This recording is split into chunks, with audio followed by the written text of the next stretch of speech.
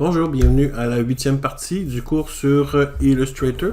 Donc, dans cette 8e et dernière partie, on va voir l'outil texte et par la suite, on va voir comment faire des dégradés. Donc, on va rouvrir notre image de Cupidon qu'on avait travaillé dans l'autre partie et on va prendre l'outil texte. L'outil texte, c'est l'outil avec un T. Donc, on va aller dans le panneau des propriétés ici et on va sélectionner une taille de caractère. Donc, on va descendre en bas où on a les propriétés de caractère. Alors, on va prendre une taille de caractère de 18 et on va cliquer et glisser en dessous des pointillés ici pour dessiner une zone de texte. Okay? Donc, on va cliquer et glisser pour dessiner une espèce de rectangle et on va relâcher la souris. Et maintenant, à l'intérieur du rectangle que je viens de dessiner, c'est inséré automatiquement du texte en latin. Okay? Si vous remarquez ici, c'est le fameux lorem ipsum qui sert de texte de remplissage. Et on va utiliser un fond blanc. Okay? Ça va être la couleur de remplissage de notre texte. Et ensuite, on va désélectionner le texte. Et vous voyez que mon texte en latin, il est en blanc. Okay, donc, dans le panneau des propriétés, vous pouvez choisir la police, la taille, etc. Et pour la couleur de la police, c'est la couleur de fond comme n'importe quel autre objet. Si jamais vous vouliez écrire du vrai texte, vous auriez juste à sélectionner le texte en latin et à simplement écrire par-dessus. Okay? Donc, je vais faire CTRL-Z, je vais garder le texte en latin pour le moment. Donc, on va cliquer à l'extérieur pour désélectionner le texte qu'on vient de placer. Je vais reprendre l'outil texte. Et cette fois-ci, je vais mettre la taille de mon texte à 60. Et je vais cliquer sous la statue. Et là, cette fois-ci, je ne vais pas glisser. Je vais simplement faire un clic. Okay? Alors, en faisant un clic, ça va automatiquement insérer un seul mot. Okay? Donc, on ne voit pas, mais c'est écrit lorem ipsum. Donc, ça me met un court texte et je vais écrire sans avoir à sélectionner parce qu'il est déjà sélectionné et sans avoir à appuyer sur supprimer. J'ai juste à écrire par-dessus. Je vais écrire ceci est la statue Standing Boy. Alors là, on voit que mon texte est beaucoup trop gros. Ça ne rentre pas dans mon canevas. Et je pourrais continuer à écrire à l'infini comme ça. Okay? Donc, si je glisse vers la droite, là, on voit que mon texte continue à l'extérieur de mon plan de travail. Et je pourrais continuer à écrire à l'infini. Alors, ce que je vais faire, c'est que je vais sélectionner le texte que je viens d'écrire et je vais simplement écrire Cupidon, tout simplement. Alors, je vais déplacer le texte. Je vais juste recentrer. Je vais déplacer le texte en dessous, comme ça. Donc, on va modifier le fond. On va le mettre en blanc. Et pour la police, on pourrait utiliser la police qu'on veut. Donc, si je vais dans mon panneau des propriétés ici, dans les caractères, je peux cliquer ici et sélectionner des polices que j'ai déjà installées dans mon système. Donc ça, ce sont toutes des polices qui sont disponibles localement sur mon ordinateur. Okay, donc je peux passer ma souris par-dessus et je vois en temps réel là, mon mot Cupidon changer de police. Je peux également utiliser en passant, si je place ma souris directement par-dessus la boîte des polices, en utilisant la roulette de la souris, je peux passer d'une police à l'autre rapidement comme ça, jusqu'à temps que j'en trouve une qui me plaît. Donc, je peux passer par le panneau des propriétés ou je peux aller en haut dans ma barre de contrôle. Okay? Donc, ici, si je clique sur le mot caractère, j'ai une boîte avec les options de caractère qui s'affichent. Et là, je peux aller ici sélectionner d'autres polices. Alors, je vais sélectionner la police TW100MT Regular.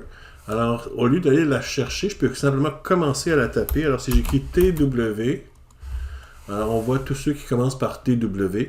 Alors, c'est TW100MT Regular que je veux. Alors, je le sélectionne Et là, on voit maintenant que ma police de Cupidon est avec la police TW100MT.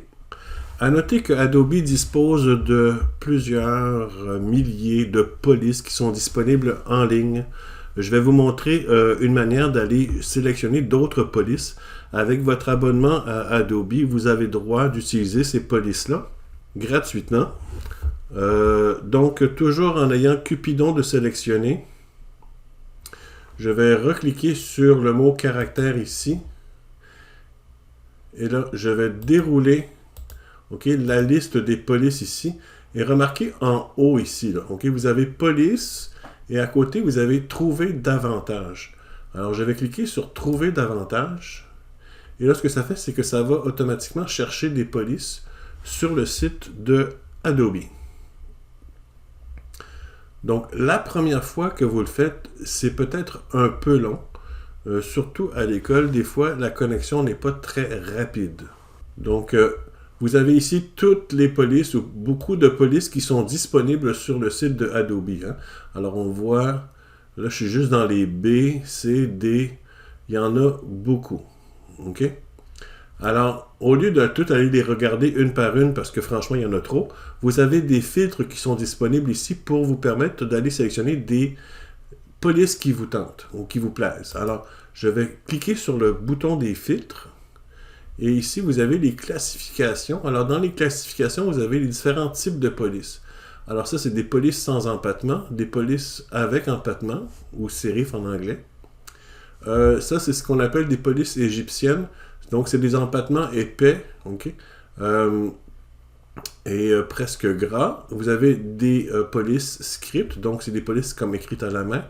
Vous avez des polices de type gothique, des polices à espacement fixe, donc toutes les lettres ont la même largeur. Donc, un I a la même largeur qu'un W, par exemple.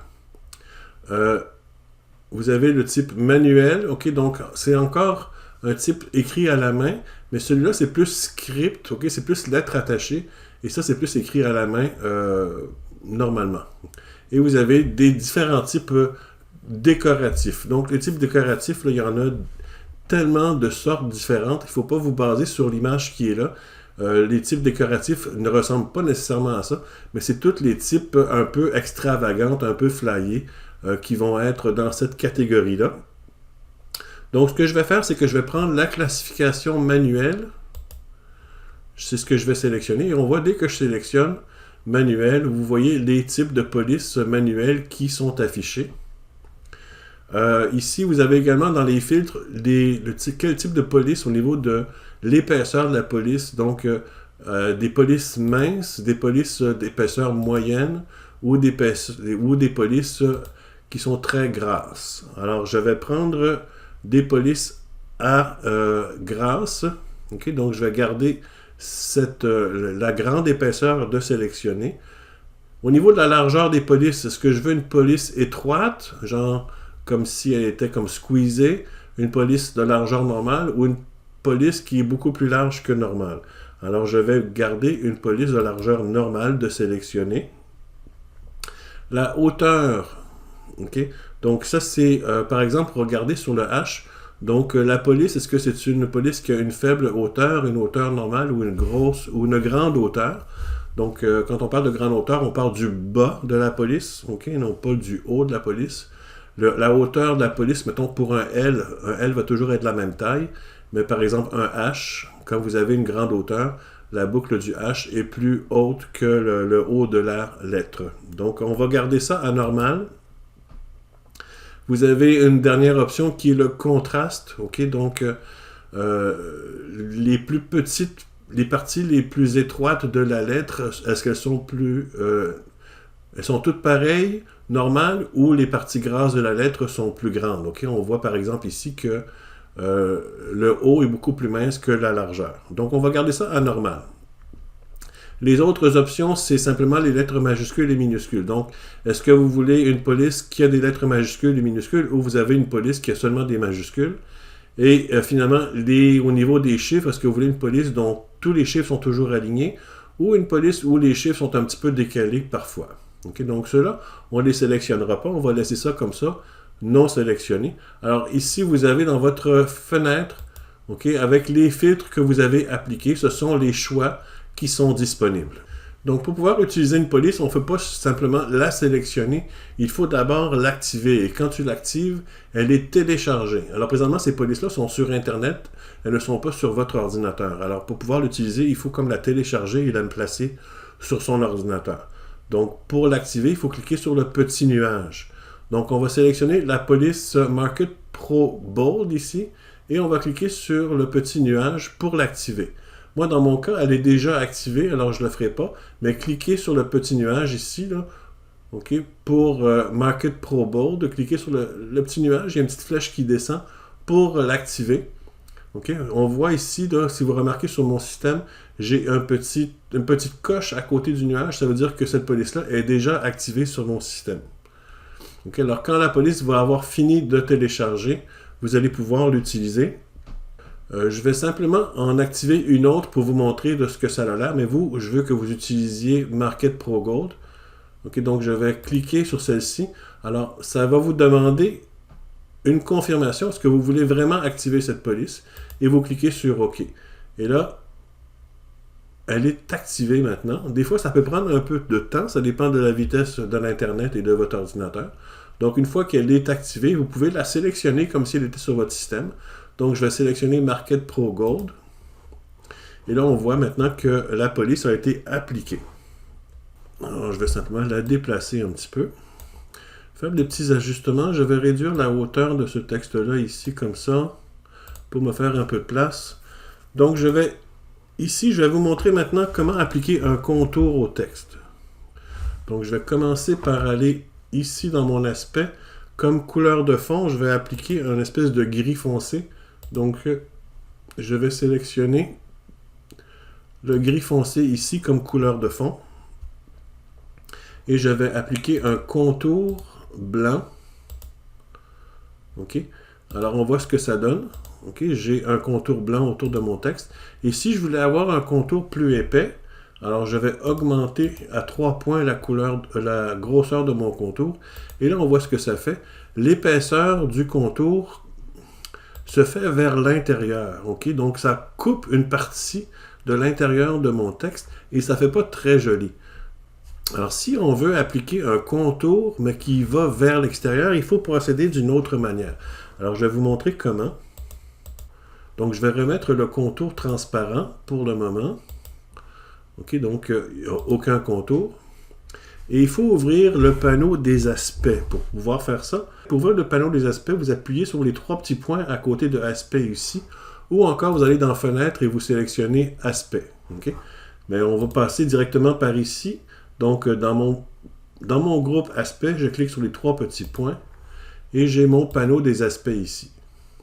Mon panneau des aspects, je peux les mettre directement dans mon volet de droite. Donc, je le glisse et je le mets dans le volet de droite. En fait, je vais le mettre juste en haut de mon panneau des propriétés. En fait, non. Je vais le mettre à l'intérieur du même panneau que mes propriétés. Okay? Et je vais le glisser à gauche de propriétés. Donc, j'ai propriétés, après ça, j'ai aspect, après ça, j'ai calque. Donc, je vais aller dans mon panneau des aspects ici. On va cliquer sur le bouton menu ou le bouton hamburger. Et on va sélectionner ajouter un nouveau contour. Maintenant, je vais prendre mon contour ici, là. Je vais cliquer dessus et je vais le glisser en dessous de fond. Okay? Donc, vous avez contour qui est par-dessus fond. On va faire l'inverse. On va mettre contour en dessous de fond.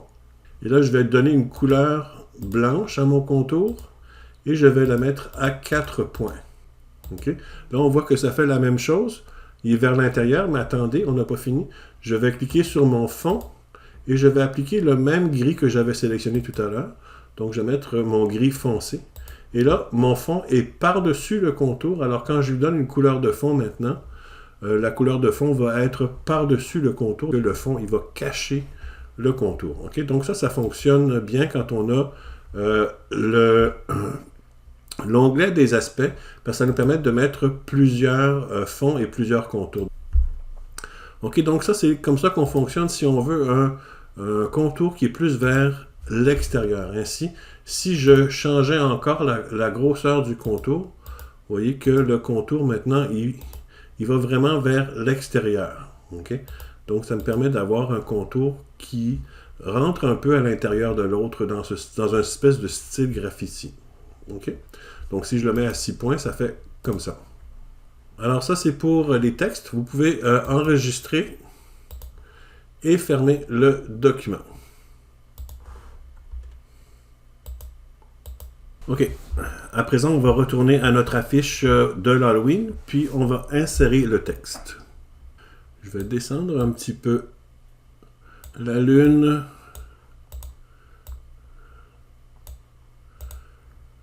Et le château. Et je vais prendre l'outil texte et on va écrire Halloween au CFCP. Donc on va en augmenter la taille un petit peu. Donc je vais dans mon panneau des propriétés. On va mettre la taille du texte à 60 pour le moment. On verra si on va changer ça après. On va aller dans nos polices. Donc je peux aller en haut ici.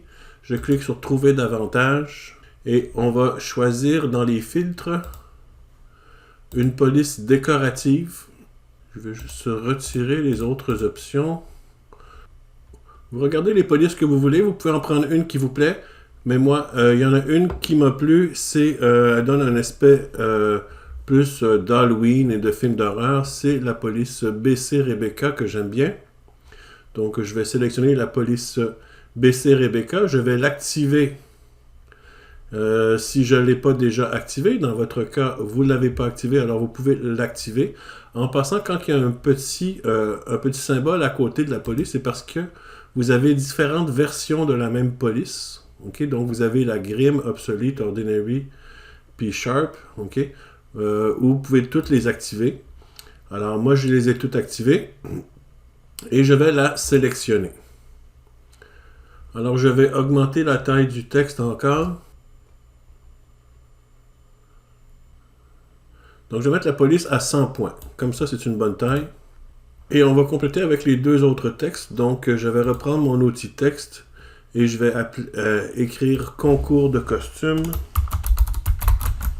Je vais faire concours de Enter costume. Je vais modifier la taille. Je vais la mettre à 72 points.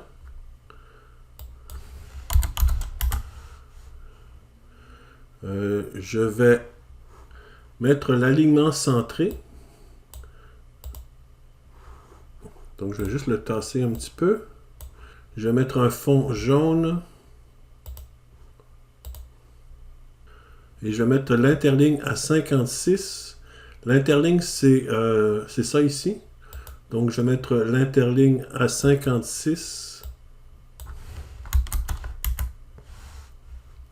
Et finalement, je vais lui donner un contour extérieur noir. Donc, pour faire un contour extérieur, on l'a vu tout à l'heure. Okay? Donc, je vais cliquer sur Aspect. Je vais cliquer sur le menu Hamburger. Je vais ajouter un nouveau contour. Je vais mettre un contour de 2 points. Je vais déplacer le contour en dessous du fond. Et je vais mettre le fond jaune. Okay, alors là, j'ai mon concours de costume que je vais placer ici. Là, je vais déplacer mes autres éléments légèrement. Mettre comme ça. Je vais mettre la chauve-souris ici. Cette chauve-souris-là, je vais la mettre là. Ces deux-là, je vais les monter un petit peu comme ça. Ok, je vais changer la couleur de mon Halloween au CFCP. Je vais mettre le fond en orange. Ce orange-là, c'est bien. Je vais aller dans Aspect. Je vais ajouter un contour. Mettre le contour à 2 points. Je vais mettre le contour en dessous du fond. Et je vais mettre le fond de la même couleur. Je vais augmenter la taille du contour un petit peu plus. Comme ça, c'est pas pire. Concours de costume, je pense que je vais l'augmenter de 1 aussi. Comme ça, là, je vais déplacer concours de costume ici. Et là, je vais faire un autre texte, sauf qu'au lieu de le refaire au complet, je vais juste faire une copie de celui-ci. Donc, je vais dupliquer le texte et je vais simplement changer ce qui est écrit. Alors, je vais écrire 3 prix à gagner, point d'exclamation. Je vais mettre Enter, 3 prix à gagner. Je vais faire une légère rotation comme ça et je vais placer le texte ici.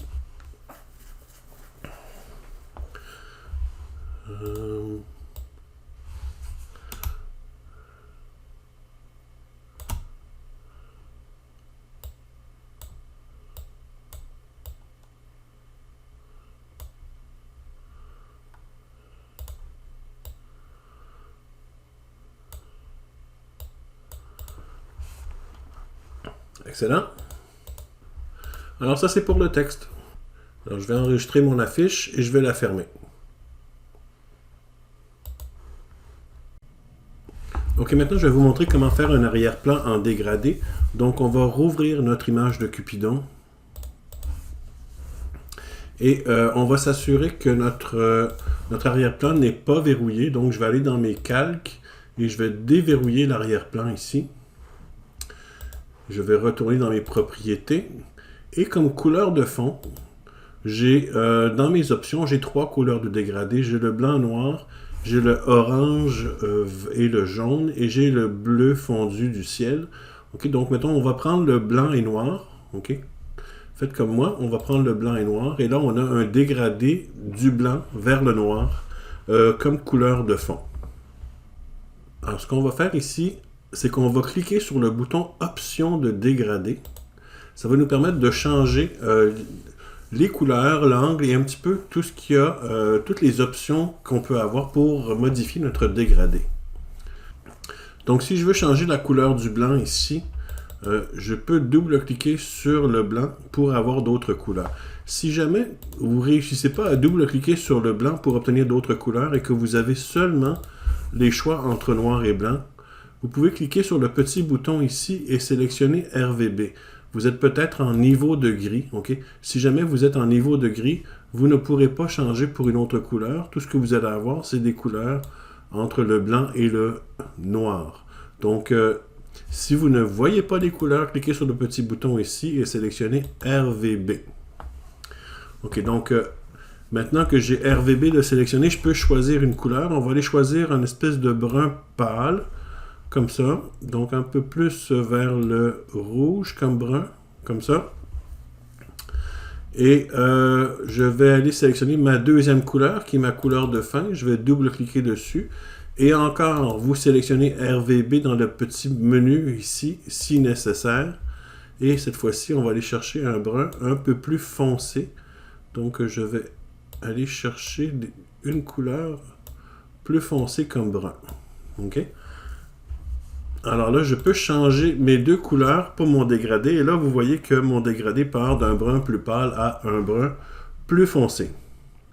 En passant, cette petite fenêtre de dégradé est également disponible si vous allez dans le menu Fenêtre en haut et que vous choisissez Dégradé de couleur. Ça va afficher ce même panneau-là au lieu de passer par la couleur de fond ici. Okay? Donc, soit option de dégradé dans la couleur de fond ou dans le menu Fenêtre et dégradé de couleur. Les deux, c'est la même chose. Donc, dans mon panneau de dégradé, je peux également changer l'angle. Là, présentement, ma couleur part de la gauche vers la droite. Alors, je peux modifier l'angle de la couleur. Par exemple, à moins 45, ça va y aller plus en diagonale. Okay? Donc, juste vous montrer un petit peu ce que ces petites boules-là font également. Donc, la première boule, c'est le début du dégradé. Donc, si vous glissez cette boule-là vers la droite, okay, le dégradé commence plus loin. Okay? Le début de l'image n'est pas en dégradé, comme toute cette partie-là de l'image n'est pas en dégradé. Et c'est la même chose pour la fin. Si vous glissez ça vers la gauche, le dégradé ne commence pas ici, mais commence à peu près ici. Donc, je vais ramener ça au début, les deux.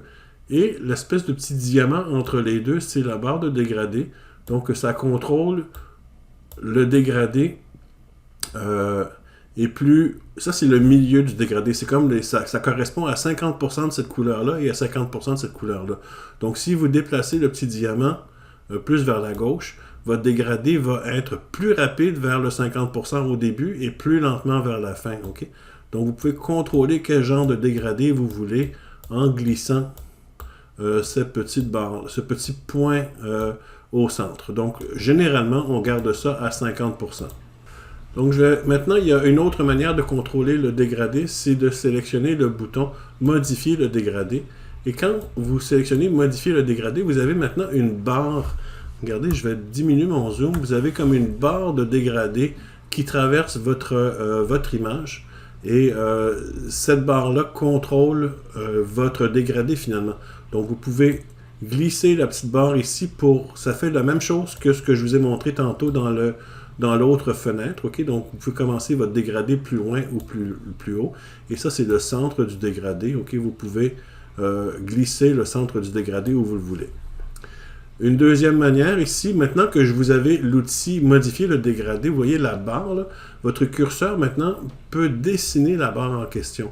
Donc, vous pouvez glisser votre curseur pour contrôler le dégradé, dans quelle direction vous voulez l'avoir, quelle longueur vous voulez avoir votre dégradé.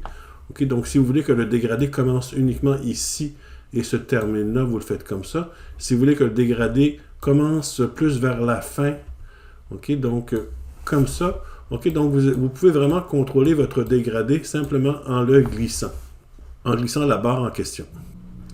Je vais ramener ça au centre, comme ceci. Okay, donc là, je vais partir plus d'ici. Donc, je vais partir d'ici et je vais aller vers ici, comme ça. OK, donc c'est ce que je choisis comme option de dégradé.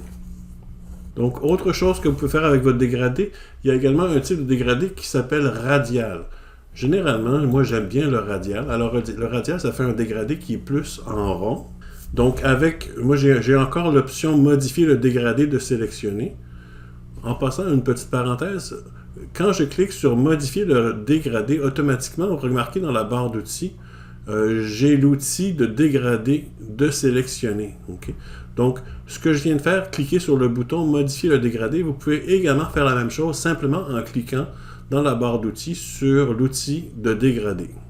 Okay? Donc, il y a plusieurs manières de faire la même chose. Donc là, j'ai l'outil de dégradé et j'ai le dégradé radial de sélectionner. Vous pourriez ici jouer avec les différentes options, jouer avec les couleurs évidemment, mais vous pouvez évidemment, comme tantôt, simplement glisser votre curseur. Donc généralement, on part du centre, ou le centre où vous voulez que votre dégradé commence. Alors si mon dégradé, si je veux qu'il commence plus vers la gauche, je vais le faire comme ça. Je pourrais faire en sorte que mon dégradé commence dans un coin, et s'en va comme ça. Je peux faire en sorte que mon dégradé commence en plein milieu de mon image et s'en va comme ça. Je peux faire en sorte que mon dégradé commence en arrière de la tête de mon chérubin et que ça fasse comme ça. Okay, donc, vous pouvez contrôler d'où part le dégradé en cliquant et en glissant par la suite. Je vais reprendre mon outil de sélection. Je vais m'assurer que mon dégradé est encore sélectionné. Et je vais vous montrer les couleurs de la bibliothèque de nuances. Donc, dans la bibliothèque de nuances, j'ai des couleurs de dégradé aussi. Alors, soit dans le panneau des propriétés ou dans votre barre de contrôle en haut, vous cliquez sur la couleur de fond et en bas à gauche, vous avez un petit bouton, c'est comme une petite bibliothèque, c'est la bibliothèque des nuances. Alors, quand vous cliquez dessus, vous avez toutes sortes de différentes couleurs de disponibles. Là, ça, c'est vrai pour n'importe quelle couleur. Hein? C'est pas juste vrai pour les couleurs de dégradé. Alors, vous avez comme des thèmes de couleurs qui sont suggérés en choisissant différentes options. Okay? Différentes catégories de couleurs. Mais là, ici, ce que je vais vous montrer, c'est les différentes couleurs de dégradé. C'est pour ça que je vous ai amené ici. Donc, on va aller dans la catégorie dégradé.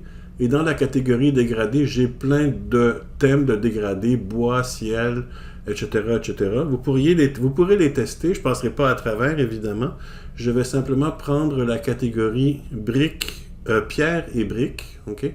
Alors, je prends la catégorie pierre et briques, et là, j'ai ici une petite fenêtre qui s'ouvre avec différentes couleurs de dégradé qui correspondent à pierre et briques. Donc, vous pouvez les tester une après l'autre, comme ça. Okay? Ça fait ces différentes couleurs dans le thème pierre et briques. Je vais prendre la brique 7. Attendez que je la retrouve. La brique 7, c'est celle que je vais choisir, donc celle-ci. Et je vais reprendre l'outil de dégradé, mais je vais double-cliquer dessus pour afficher ma fenêtre des dégradés. Et je vais cliquer sur le dégradé radial. Et je vais partir du coin en haut à gauche vers le coin en bas à droite comme couleur de dégradé, comme ceci. Ok, donc je viens de faire un autre dégradé. Je vais fermer ça. Je vais fermer mon pierre et brique ici.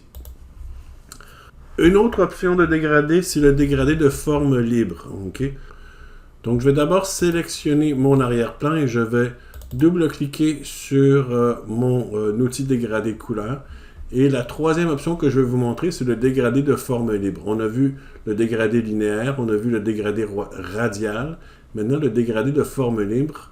Quand je sélectionne le dégradé de forme libre, j'ai maintenant 4 points pour mettre une couleur dans mon dégradé. Alors, on pourrait appliquer une couleur à ces 4 points-là. Donc, je pourrais double-cliquer sur le point ici et choisir une couleur.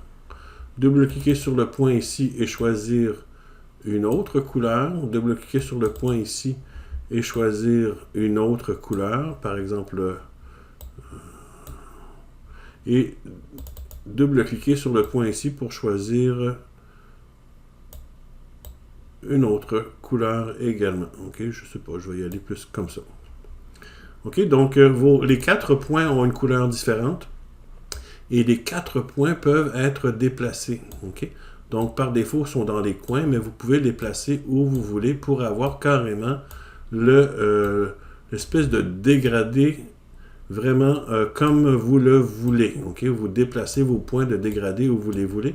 Et vous pouvez même augmenter la taille du dégradé en cliquant sur le petit point qui est comme en orbite autour du point central.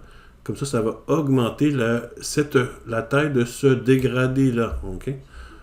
Là, je suis allé un peu extrême. C'est pas super joli ce que je viens de faire, mais c'est pour vous montrer qu'on peut avoir 4 points de dégradé avec le dégradé de forme libre. C'est assez flyé. C'est très flexible ce qu'on peut faire. Évidemment, comme tout à l'heure, je peux également aller chercher dans ma bibliothèque d'autres couleurs. Donc, je vais aller dans mon nuancier ici. Et je vais cliquer sur le bouton de la bibliothèque et je vais sélectionner le thème nature. Et dans le thème nature, je vais prendre pierre et brique pour aller chercher d'autres couleurs ici. Alors, je peux sélectionner la 4e ligne ici pour appliquer une couleur à chacun de mes points. Okay? Donc, je vais prendre ce point-là, je vais le mettre de cette couleur-ci. Mon deuxième point, je vais le mettre de cette couleur-là. Mon point ici, je vais la mettre de cette couleur-là. Et celui-ci, attendez que je le retrouve, je vais tasser. You, il est ici. Ce point-là, je vais le mettre de la dernière couleur. Okay? Donc, vous pouvez évidemment, comme tantôt, déplacer ces points-là où vous les voulez. OK?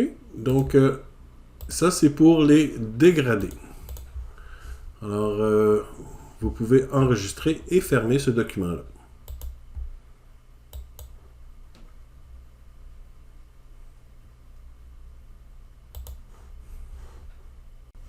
Alors, de retour à notre projet pour l'affiche d'Halloween, on va ouvrir notre document pour le poster. Là, ce qu'on va faire, c'est qu'on va créer un arrière-plan avec un dégradé en arrière de l'affiche. Okay? Donc, je vais centrer ça. On va aller dans nos calques. Je vais créer un nouveau calque que je vais glisser complètement en dessous. Je vais le nommer arrière-plan. Alors, je vais sélectionner l'outil rectangle et je vais tracer un rectangle complètement en arrière. On va sélectionner l'outil de dégradé et je vais double-cliquer dessus pour avoir mes options. Et je vais aller sélectionner ma troisième option ici qui est le dégradé de forme libre. OK? Alors là, j'ai mes 4 points pour mon dégradé de forme libre. C'est possible que vous n'ayez pas les mêmes couleurs que moi. Je ne suis pas certain. C'est possible que oui, je ne sais pas. Mais de toute façon, ce n'est pas les couleurs qu'on va garder. On va commencer par appliquer un orange à ce point-là. Donc, c'est pas mal un orange que j'avais déjà. Je vais juste prendre un orange un peu plus foncé.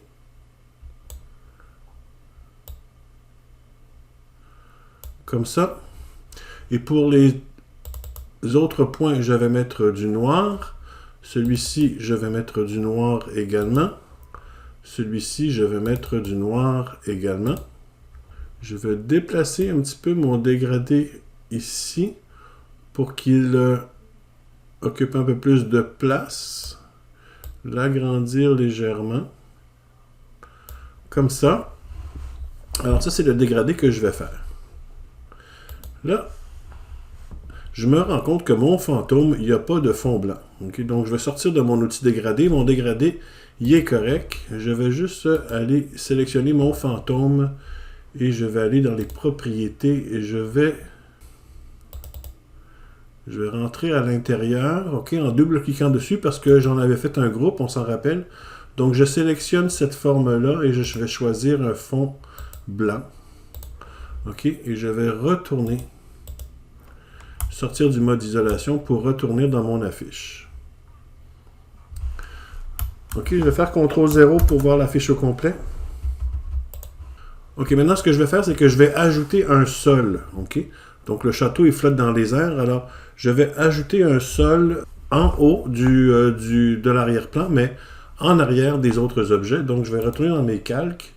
Je vais cliquer sur mon calque arrière-plan. Je vais créer un nouveau calque que je vais appeler sol.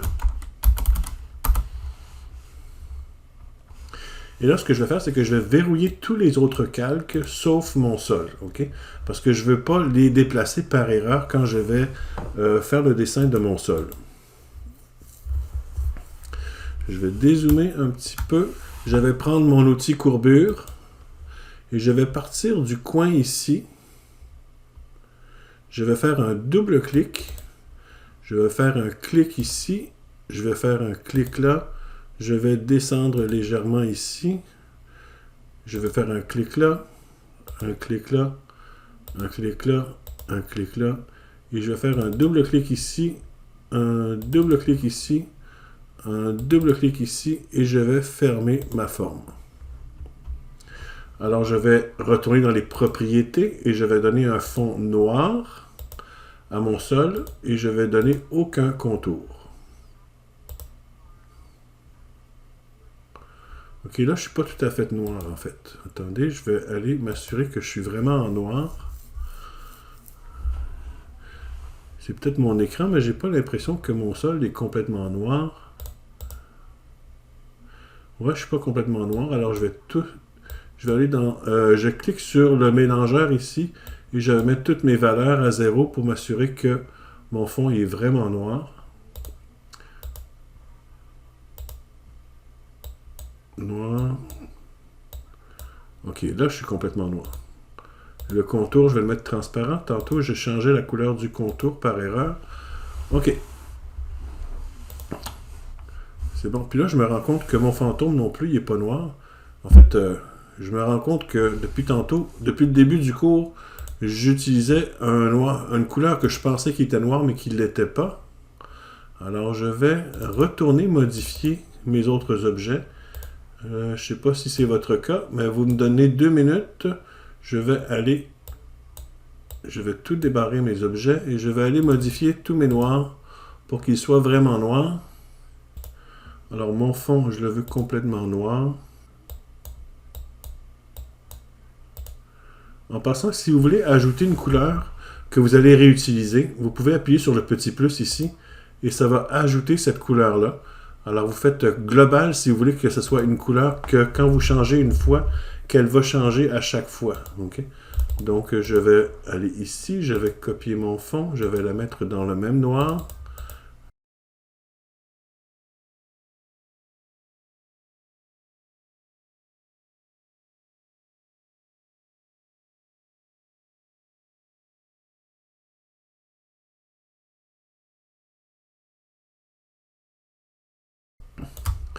Ok, alors là, j'ai fait le tour de mes noirs pour que mon affiche soit vraiment noire.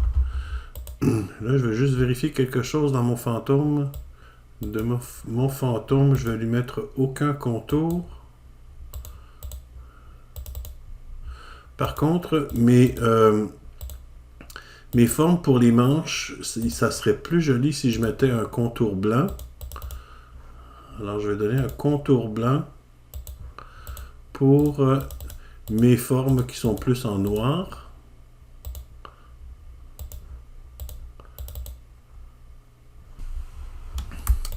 OK. Alors, tout ce qu'il me reste à faire, c'est faire des mini-modifications. Donc, je vais jouer avec les différents éléments. Donc, mon château, je vais l'augmenter de taille. Je vais le mettre plus gros. Comme ça, je vais peut-être faire une légère rotation à mon château. Comme ceci. Je pense que je vais le mettre un peu plus étroit. Comme ça.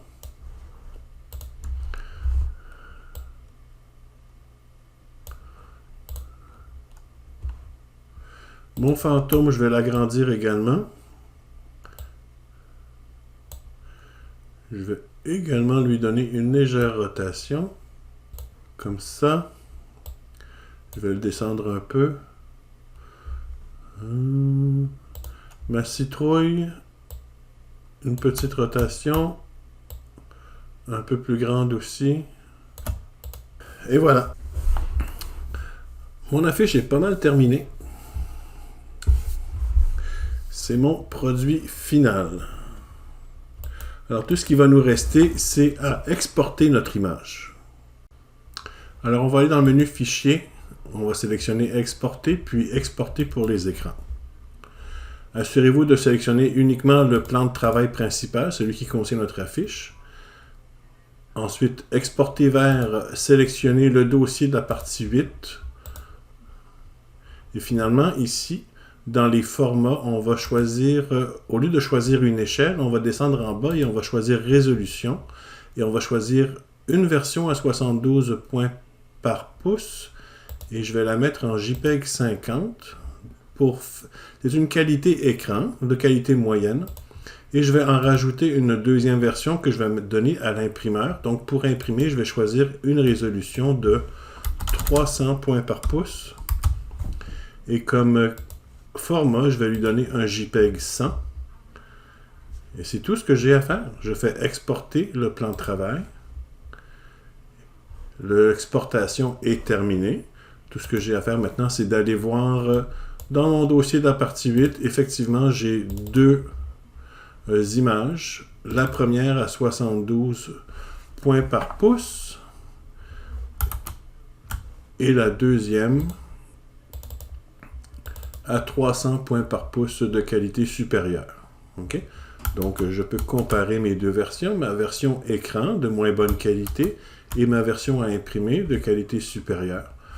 Et voilà.